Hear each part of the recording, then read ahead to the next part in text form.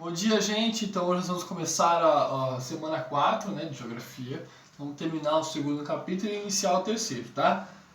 Vamos lá, então, sobre os fatores climáticos, aquilo que ajuda a constituir, a formar um clima, faltou falar sobre um fator na outra aula, no outro vídeo, sobre as massas de ar. Então você tem algumas massas de ar e elas ajudam a ampliar ou a diminuir a temperatura, a causar uma frente fria ou uma frente quente em uma localidade. Então a massa de ar ela é uma unidade que contém umidade, tá? Que contém ventos e dependendo da sua localização, do choque pode causar chuvas, tá bom? Então nós temos algumas massas de ar. Então vamos lá.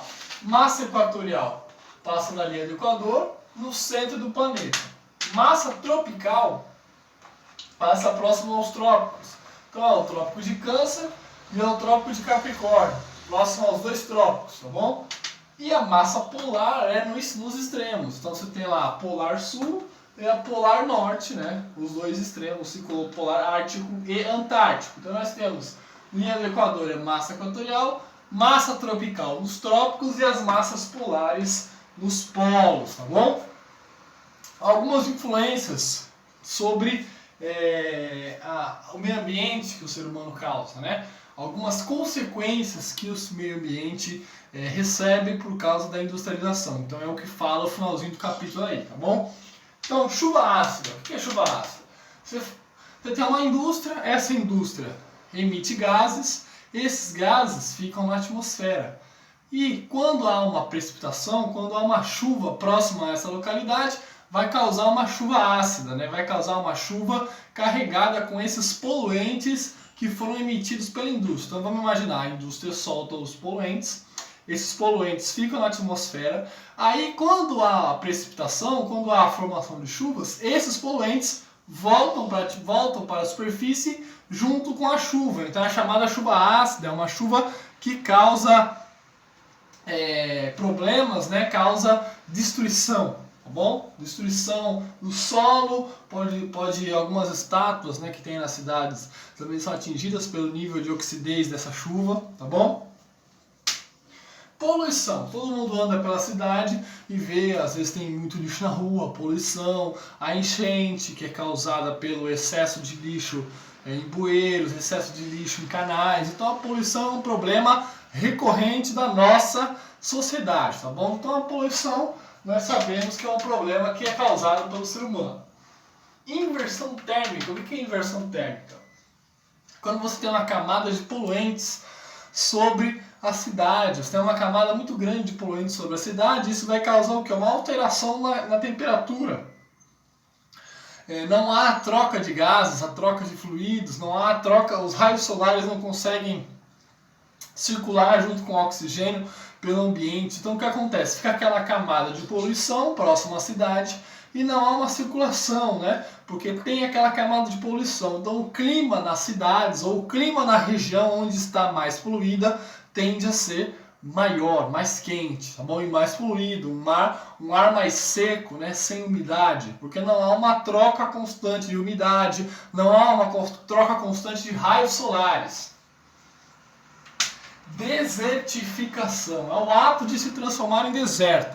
Então, dependendo da destruição do planeta, dependendo da destruição do solo que o ser humano causar, taca fogo na mata, usa o solo de maneira irregular, pode causar um processo de desertificação, ou seja, um processo de se transformar em deserto, né? Algo que tinha alguma vegetação e começa a perder os seus sais minerais, a sua água, o seu humus e se transformar em deserto. Vocês lembram puxam para a memória o deserto, você vê, não tem vegetação, não tem água, é um solo pobre, tá bom? E nós temos aqui a ilha de calor. O que é a ilha de calor? Por causa desse processo de inversão térmica e da poluição, nas cidades a temperatura costuma a ser bem maior. Então você tem, por exemplo, a média de temperatura, vamos supor, uma região, 20 graus. 20 graus no campo. Quanto mais próximo às cidades, você tem um aumento dessa temperatura. Igual tem um desenho que está aí na apostila. Você tem um aumento da temperatura. Por quê?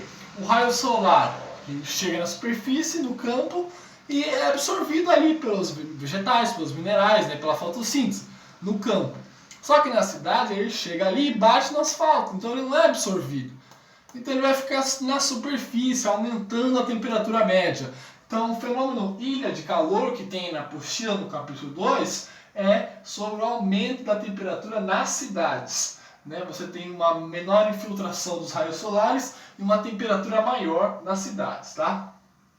Esse foi o capítulo 2. O comecinho do capítulo 3, tá? Formações de relevo. O que é relevo? Então você tem, por exemplo, aqui em Santos, estamos ao nível do mar.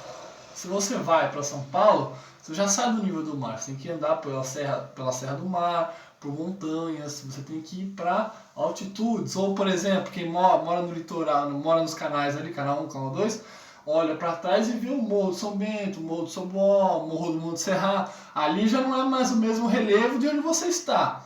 Então nós temos diferentes tipos de relevo, tá? Temos o relevo continental e o relevo oceânico. O relevo oceânico nós vamos tratar no próximo vídeo, tá? Relevo continental, então vamos lá. Relevo continental, quais as divisões? Planície é o nível do mar. Então você tem lá o oceano e a planície ao nível do mar. A cidade de Santos está em uma planície, né? Ao nível do mar. Você anda e sai da terra e chega no oceano sem maiores dificuldades. Planalto já não está ao nível do mar. Então você tem o oceano, você tem a planície, então o planalto está a 200, 300, 400 metros de altitude. Tá? Então, por exemplo, São Paulo é um planalto em relação a Santos, que está no nível do mar. Ou o Morro de São Bento, o Morro do Monte Serra, da Santa Terezinha, está num nível mais alto do que em relação à planície. Tá? Planalto.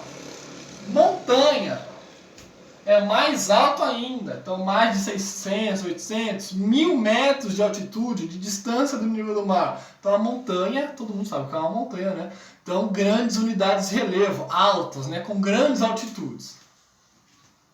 Eu continuei o desenho aqui embaixo porque não deu tempo. Tem as depressões para terminar. Então nós temos dois tipos de depressão. Então vamos lá. O que é a depressão relativa? Por exemplo, você tem lá um planalto e uma depressão. Por que ela é chamada de depressão relativa? Porque ela está mais baixo em relação a esse planalto. Então vamos supor, nós temos a São Paulo e Santos.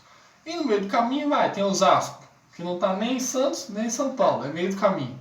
Então Osasco é uma depressão relativa para São Paulo, ou seja, ela está no meio do caminho entre a planície e o planalto. Ela é uma depressão, porque ela é um pouco mais baixa em relação ao planalto. Então vamos supor, o planalto está a 500 metros de altitude, 500 metros do nível do mar, planície é 0, e essa depressão está a 200. Então ela é um pouquinho mais baixa em relação a esse planalto. Tá? Essa é a depressão relativa. E a depressão absoluta, ela é mais baixa em relação ao nível do mar. Então você tem lá, nível do mar é 0. Planalto é para cima, montanha é para cima, né? Depressão absoluta, ela é abaixo de 0, está abaixo do nível do mar. Então acontece em alguns locais inundados, em algumas terras no interior, alguns países, como é no caso dos Países Baixos, né? A Holanda, por isso que tem esse nome de Países Baixos, porque tem depressões absolutas, abaixo do nível do mar. Você tem várias redes de contenção do mar, né? Para proteger o mar, para proteger a Holanda do mar, de tanto que ela é mais baixa em relação ao oceano, tá bom? Então esse foi o início do terceiro capítulo. Tchau!